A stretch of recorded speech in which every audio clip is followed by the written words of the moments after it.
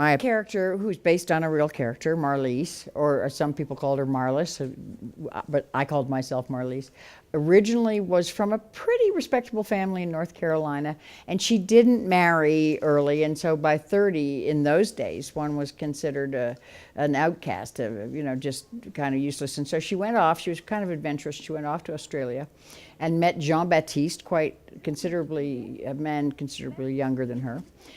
They had a child who ended up drowning. And she and Jean-Baptiste go back to North Carolina and then emigrate out to Salt Lake City. And unfortunately, his vocation is stealing clothes from dead people. He's a grave digger, and then he's quite obsessed with clothing, and so he digs the graves back up after the people have gone from the funeral and takes the clothes off and sells them.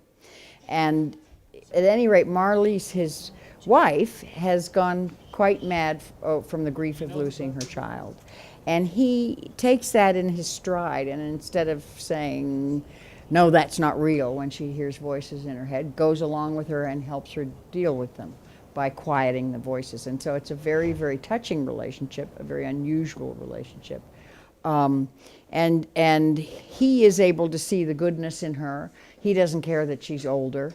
As ultimately, neither does Heath, who is, the sheriff who's supposed to be taking care of him. So she's complicated. She's probably today would be diagnosed with schizophrenia and put on all sorts of meds.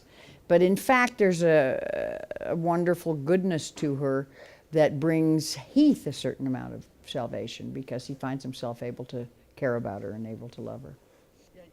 When I got the script and read it, I went, this is a really stellar script. This is, first of all, the character's wonderful, but more importantly, this level of writing you see very, very, very rarely. And when you're 61 and refuse to leave Montana, you don't have tons of great stuff offered you. You mostly have television, and the writing on TV is fun sometimes and okay, but nothing to the level of this. So it was the script and the characters in the script and the ultimate notion that all human beings, whatever their quirks, are worthy of love and redemption. And I found it very difficult to get out of my head.